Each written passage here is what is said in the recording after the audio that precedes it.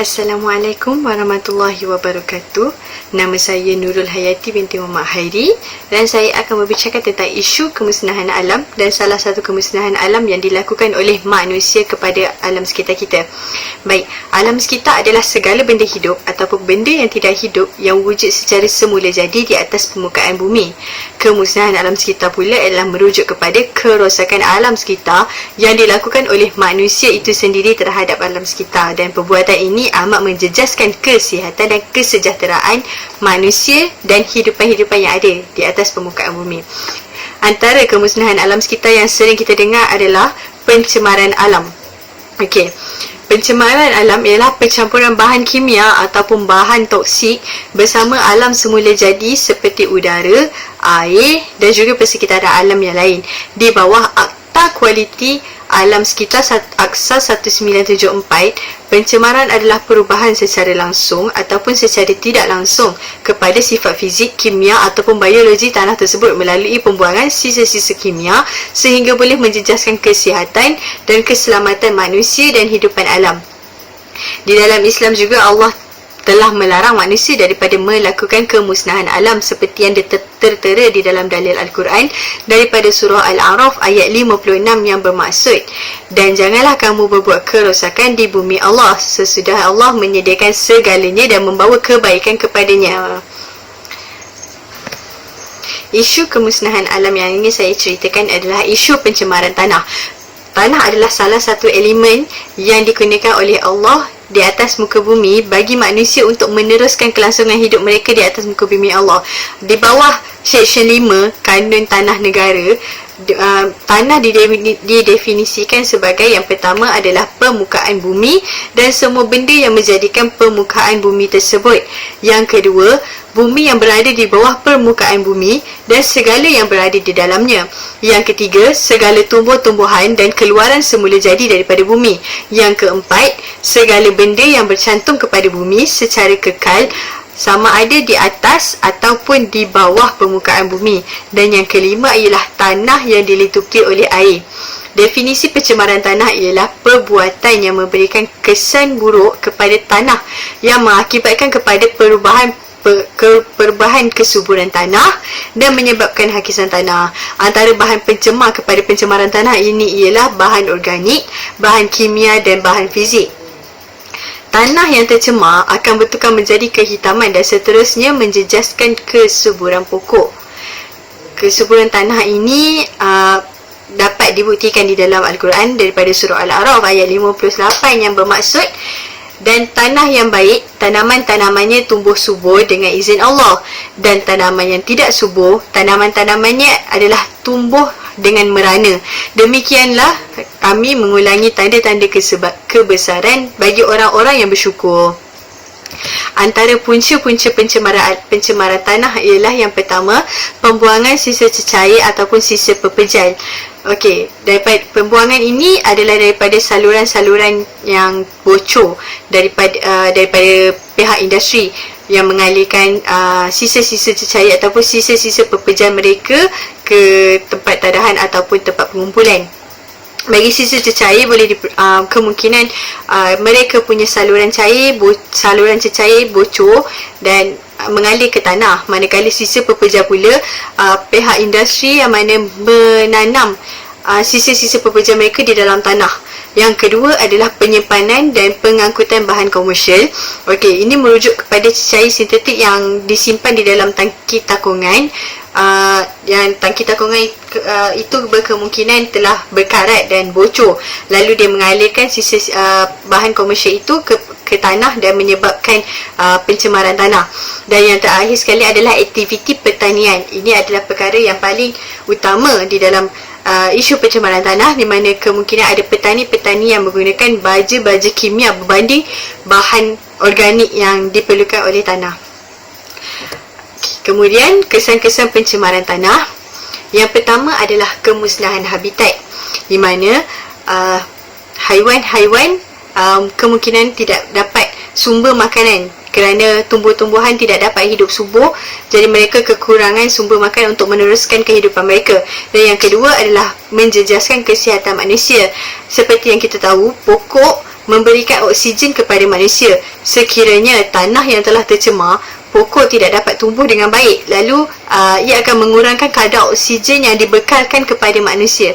Okey, yang ketiga ialah hakisan tanah. Hakisan tanah berlaku bila mana tanah tersebut tidak dapat sokongan daripada tumbuh-tumbuhan, kerana tumbuh-tumbuhan tidak dapat hidup di atas tanah tersebut akibat daripada tanah itu telah menjadi tidak subur untuk mereka hidup di atas tanah tersebut. Okey, yang terakhir daripada saya ialah langkah-langkah mengatasi pencemaran tanah. Yang pertama, melakukan pemeriksaan berkala. Okey, ini adalah untuk pihak industri. Mereka seharusnya melakukan pemeriksaan berkala kepada mereka punya saluran-saluran dan juga tangki-tangki takungan bagi mengelakkan kebocoran yang dapat mengalirkan sisa-sisa mereka ke tanah dan mematikan segala zat-zat dan nutrien-nutrien semula jadi yang ada dalam tanah. Yang kedua adalah kempen kesedaran. Kempen kesedaran ini boleh dilakukan oleh pihak kerajaan ataupun badan-badan bukan kerajaan bagi memberikan kesedaran kepada pihak-pihak industri untuk mengawal sisa-sisa mereka daripada menjejaskan kesuburan tanah. Yang terakhir adalah penggunaan media massa, di mana media massa seperti yang kita tahu, media massa merupakan pengaruh yang paling kuat pada masa kini. Masyarakat mudah terpengaruh dengan segala berita yang disampaikan di dalam media massa. Jadi media massa seharusnya digunakan sebagai platform utama untuk memberikan kesedaran kepada masyarakat terhadap isu pencemaran tanah ini, di mana isu ini amat kritikal dan menjejaskan ekosistem negara kita sendiri. Sekian daripada saya. Assalamualaikum warahmatullahi wabarakatuh. Nama saya Nur Ashki binti Arifin dan saya akan menerangkan tentang pencemaran bunyi. Pencemaran bunyi dari segi pengenalannya bermaksud pencemaran yang mengganggu kehidupan manusia sehingga menyebabkan seseorang itu merasa tertekan, kecewa, merasa resah atau sebagainya. Untuk pengetahuan, organ yang sering menjadi mangsa kepada pencemaran bunyi adalah telinga, kerana telinga adalah sangat sensitif berbanding organ-organ yang lain. Maka kita perlulah menjaga pencedaran kita dengan betul supaya kita tidak akan kehilangan pendengaran ataupun sukar untuk berkomunikasi. Dari segi definisinya, pencemaran bunyi bermaksud bunyi yang boleh mengganggu aktiviti dan juga keseimbangan manusia dan kehidupan. Bunyi yang terlalu kuat juga menyebabkan seseorang itu boleh terdedah kepada kehilangan pendengaran. Contoh dekatnya adalah seperti pengubah suara kereta atau motor yang telah diubah serai sehingga mengganggu pengguna di jalan raya yang lain. Antara punca kepada pencemaran bunyi adalah pertama, pembangunan kawasan industri. Contohnya, bunyi yang dikeluarkan melalui pemprosesan material, jentera, kenderaan dan aktiviti perbuatan menyebabkan orang yang berdekatan dengan kawasan tersebut merasa gelisah, kurang selesa ataupun menyebabkan gangguan pemikiran kepada mereka. Yang kedua, punca daripada bunyi kenderaan yang telah diubah suara. Contohnya seperti kereta atau motor yang diubah suara menjadi lebih laju bunyinya sehingga menyebabkan orang sekeliling menjadi lebih stres. Contohnya apabila mereka berada di jalan yang sangat jam, so dia memberi kesan kepada psikologi seseorang. Dan yang ketiga adalah aktiviti masyarakat. Contohnya paling mudah adalah apabila seseorang itu membuka radio yang sangat kuat, terutamanya pada waktu malam, sehingga mengganggu kawasan kejiranan. Contohnya orang yang perlu bekerja pada waktu pagi, so mereka akan kurang rehat dan dia akan menyebabkan mereka rasa stres dan juga tertekan. Seterusnya, kesan pencemaran bunyi kepada manusia yang terdedah kepada bunyi yang sangat kuat adalah pertama, kesan kepada pendengar, di mana jika mereka mendengar bunyi yang sangat positif, mereka akan lebih gembira ataupun ceria. Tetapi jika mereka terdedah kepada bunyi negatif, memberikan kesan kepada mereka. Contohnya, badan mereka akan bertindak secara fisiologi dengan rembesan adrenalina yang berlebihan ke dalam peredaran darah, di mana kemungkinan telinga mereka mungkin berdarah ataupun pecah. Yang kedua adalah kesan psikologi ke atas seseorang, di mana jika seseorang itu terdedah kepada bunyi yang kuat akan menyebabkan mereka untuk suka berkomunikasi dengan baik, dan mungkin juga menyebabkan seseorang itu memerlukan alat pendengaran untuk berkomunikasi. Selain daripada itu juga, kesannya juga memberikan kesan kepada mereka di mana mereka akan kurang tidur ataupun tidak mendapatkan masa rehat yang sangat cukup dalam kehidupan seharian mereka, sehingga akan menyebabkan mereka menjadi lebih tertekan ataupun stres. Akhir sekali ialah langkah-langkah untuk mengatasi pencemaran alam ini. Terdapat 3 cara-cara atau langkah. Yang pertama adalah penguatkuasaan undang-undang, di mana kerajaan menghadkan masa kepada kontraktor untuk menjalankan pembinaan, terutamanya pada waktu malam, agar tidak mengganggu kawasan yang berdekatan dengan kawasan pembinaan. Yang kedua adalah membuat kawalan secara teknikal, di mana menghadkan pelajar di kawasan-kawasan yang mempunyai ramai penduduk, menukar tekstil jalan ataupun mereka bentuk air kapal terbang yang lebih senyap supaya tidak mengganggu orang lain, dan juga supaya mereka lebih selesa ataupun dapat menjalankan kehidupan harian mereka seperti biasa. Dan yang terakhir sekali, dan ini adalah sangat penting, iaitu sikap manusia itu sendiri. Maksudnya kita ni hidup dalam bermasyarakat. So, benda yang penting adalah kita kena hormat. Kita bukan hidup seorang je kat atas dunia ni, kita hidup ramai. Kiri kanan depan belakang semuanya adalah jiran kita. So, first thing kalau nak kurangkan pencemaran ni, kita kenalah ubah sikap kita. Maksudnya macam kalau nak dengar radio ke, perlahankan radio tu. Kita akan dapat kurangkan pencemaran bunyi. Kita juga akan menyebabkan seseorang itu menjadi lebih selesa. Dan last sekali adalah kita akan dapat mengurangkan pertelingkahan dan juga mungkin menjalinkan hubungan ukhuwah di antara satu sama lain. Sekian, terima kasih. Saya Siti Nur Afiqah binti Muhammad Noor akan menerangkan tentang pencemaran air. Air adalah nadi bagi setiap kehidupan, dan hidup ini bermula dengan kewujudan air. Dari surah Al-Anbiya ayat 30, dan kami jadikan dari air tiap-tiap sesuatu yang hidup. Ayat ini menjelaskan kepada kita bahawa asal-usul sesuatu kehidupan itu adalah berasal daripada air. Antara sumber air adalah hujan, laut, sungai, kawasan tadahan dan air bawah tanah. Pencemaran air didefinisikan sebagai apa-apa perubahan langsung atau tidak langsung kepada sifat-sifat fizikal, haba, biologi atau radioaktif, iaitu mana-mana bahagian alam sekitar yang melepaskan, mengeluarkan atau meletakkan buangan ini sehingga menjejaskan kegunaannya dan menyebabkan suatu keadaan berbahaya dan memudaratkan kesihatan, keselamatan dan kebajikan pihak awam. Antara punca-punca pencemaran air seperti pelepasan dari kawasan perindustrian, ini kerana pengusaha kilang berusaha menyeimbangkan kos dengan mengambil jalan mudah dengan membuang sisa kilang ke dalam sungai, walaupun menyedari kesan buruk terhadap kualiti air tersebut.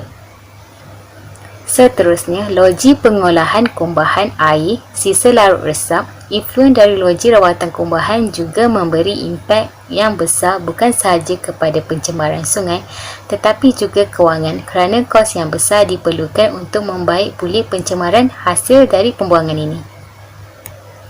Pembuangan sisa minyak dari bengkel kenderaan juga akan menutupi lapisan air dan menyebabkan kematian terhadap hidupan air. Kesan dari pencemaran air juga dapat dilihat dari aspek kesihatan manusia. Pencemaran air boleh menyebabkan kuantiti sumber air berkurangan dan menyebabkan penyebaran bakteria, virus dan parasit melalui bahan buangan.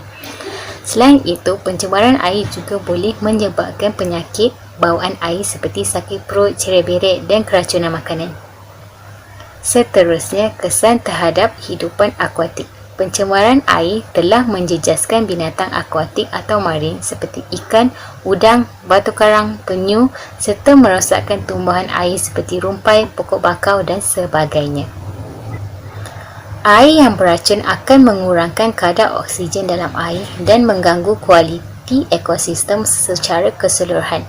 Kepupusan tumbuhan air akan menjejaskan kuantiti spesies ikan dan menjejaskan rantaian makanan yang lain. Faktor-faktor lain seperti tumpahan minyak boleh menyebabkan peralatan nelayan rosak dan menjejaskan pendapatan melalui tangkapan ikan, ekoran daripada kematian atau mengubah kawasan habitat. Selain itu, tumpahan minyak boleh menghasilkan suatu bau yang sangat tidak selesa dan menjejaskan terumbu karang. Keadaan ini boleh menjejaskan kuantiti pelancong untuk melawat ke kawasan tersebut. Langkah-langkah mengatasi pencemaran air adalah seperti berikut. Media massa dan media elektronik memainkan peranan yang penting untuk meningkatkan kesedaran orang ramai mengenai kepentingan sungai. Kempen kesedaran boleh diadakan melalui televisyen, akhbar dan sebagainya untuk memberi kesedaran kepada masyarakat tentang kepentingan air dalam kehidupan seharian. Selain itu, pihak kerajaan juga bertanggungjawab menguatkuasakan undang-undang.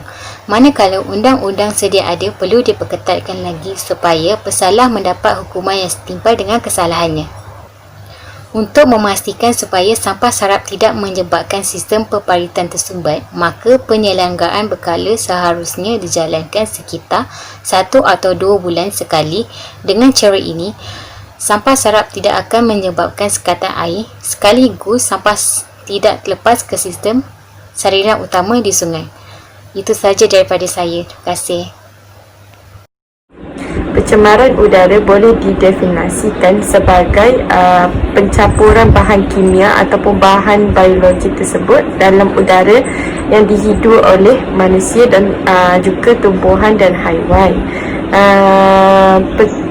Pencampuran ini telah menurunkan kualiti udara yang membahayakan dan memberi ancaman kepada kehidupan iaitu manusia, tumbuhan dan juga haiwan.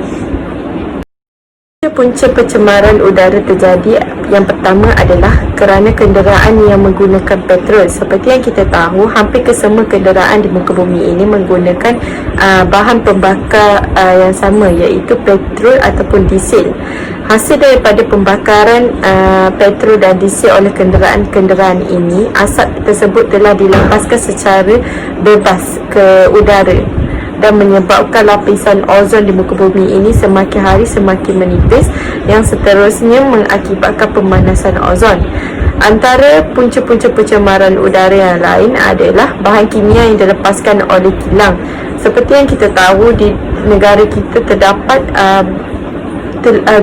terdapat banyak kilang-kilang yang tidak mematuhi peraturan-peraturan yang telah ditetapkan oleh kerajaan untuk melepaskan bahan kimia mereka. Kebanyakan kilang-kilang di negara kita hanya melepaskan bahan kimia ke udara melalui cerobong-cerobong asap kilang tanpa menapis atau tanpa memasang penapis yang sepatutnya dan yang disarankan oleh kerajaan. Pelepasan bahan kimia ini jika dilepaskan secara berleluasa, ia akan menyebabkan penyakit-penyakit kronik yang akan timbul pada penduduk setempat ataupun di sekeliling kilang itu. Antaranya adalah sesak nafas, radang paru-paru dan juga asma. Punca-punca pencemaran udara yang lain adalah hasil daripada pembakaran terbuka. Pembakaran terbuka kebiasaannya terjadi di kampung-kampung di mana mereka mengambil jalan mudah untuk melupuskan sisa ataupun bahan buangan daripada rumah mereka dengan cara membakar, dengan cara membuat pembakaran terbuka tanpa menghiraukan apakah kesan-kesan yang akan datang.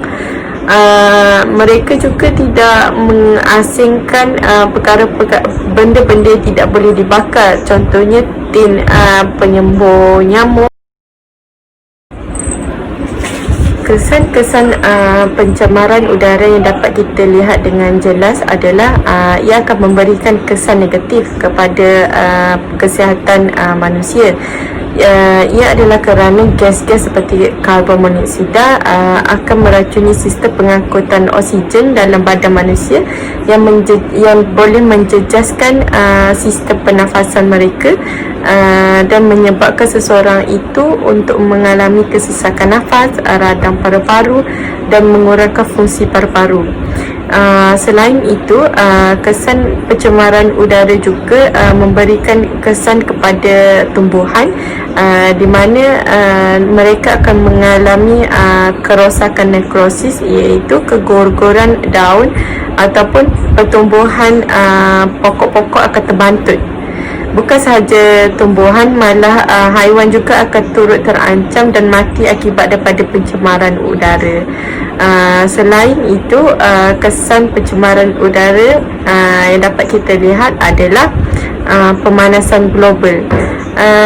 Hasil daripada pembebasan asap-asap yang mengandungi bahan kimia ataupun bahan biologi ke udara secara berluasa mengakibatkan lapisan atmosfera kita semakin menipis. Apabila lapisan atmosfera di muka bumi menipis, ia akan menyumbang kepada pemanasan global yang melampau. Pemanasan global pula akan memberikan impak yang lebih negatif, iaitu kita sering dengar stroke haba. Ini kesan pencemaran udara amatlah besar dan negatif kepada kesihatan manusia, bukan sahaja kepada manusia, kepada haiwan, kepada tumbuhan dan juga kepada muka bumi kita. Antara langkah-langkah yang dapat kita ambil untuk mengurangkan pencemaran udara berlaku adalah dengan mengurangkan penggunaan kenderaan-kenderaan persendirian. Bagaimana kita dapat mengurangkan penggunaan kenderaan-kenderaan persendirian ini? Ia adalah dengan menggunakan kenderaan-kenderaan awam yang telah disediakan oleh pihak kerajaan seperti LRT, monorail, MRT, bas ataupun teksi. Pengurangan kenderaan persendirian ini bukan sahaja dapat mengurangkan pencemaran udara, malah ia dapat mengurangkan kesesakan lalu lintas dan sedikit sebanyak ia dapat memberi penjimatan kepada kita.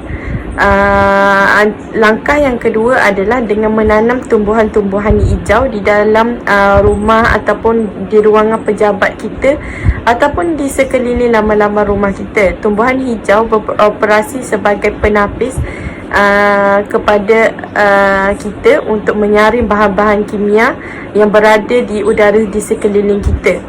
Langkah yang ketiga dapat diambil adalah dengan kerajaan memperketatkan lagi ataupun memperkasakan lagi penguatkuasaan undang-undang yang dengan akta yang telah sedia ada kepada penyilang-penyilang yang membebaskan bahan kimia mereka secara berleluasa yang tidak mengikuti peraturan, tidak mematuhi piawaian kerajaan tetapkan ataupun pada mereka langsung tidak memasak penapisan asap di kilang-kilang mereka.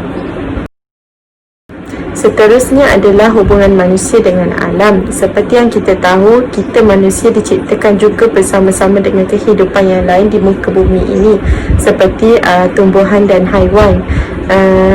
Kita sebagai umat manusia hendaklah melindungi alam sekitar yang telah diamanahkan kepada kita oleh Allah Subhanahu Wa Taala. Dalam surah Al-Baqarah ayat 29, Allah berfirman, dan dialah Allah yang menjadikan segala yang ada di bumi untuk kamu, dan dia berkehendak menciptakan langit lalu dijadikannya 7 langit, dan dia maha mengetahui segala sesuatu. Maksudnya di sini adalah Allah yang menciptakan segalanya, dan setiap yang Allah ciptakan itu pasti ada kegunaannya kepada kita. Tujuan penciptaan alam yang pertama adalah supaya manusia berfikir dan yakin dengan kekuasaan Allah yang telah menciptakan segala lautan, gunung ganang yang dinikmati oleh kita sehingga ke hari ini. Tujuan penciptaan alam yang lain juga adalah untuk ia sebagai sumber rezeki dan ilmu kepada manusia, supaya manusia dapat mengkaji apakah kebaikan-kebaikan, kelebihan ataupun keburukan yang ada pada setiap tumbuhan. Lalu manusia juga boleh mengolah daripada alam-alam itu untuk menjadi sumber rezeki kepada mereka untuk meneruskan kelangsungan hidup. Kesimpulan kepada isu pencemaran di muka bumi ini adalah ia bukan sahaja dapat memudaratkan kesihatan manusia, malah memberi impak yang negatif kepada hidupan yang lain, serta memberi kesan yang negatif kepada muka bumi kita. Pencemaran alam adalah perkara yang ditegah di dalam Islam kerana ia adalah sesuatu yang dapat mengakibatkan kemusnahan alam, dan ia adalah sebenarnya salah satu daripada tanggungjawab kita untuk memelihara alam daripada mengalami kemusnahan. Akhir sekali, kita perlulah menjaga alam sekitar kita daripada sebarang pencemaran ataupun kita sedaya upaya melindungi dan memelihara alam sekitar kita, kerana kita sebagai Muslim, kita telah dipertanggungjawabkan untuk memelihara dan memelihara alam yang terdapat di muka bumi yang kita diami oleh Allah Subhanahu Wa Taala. Sekian, terima kasih.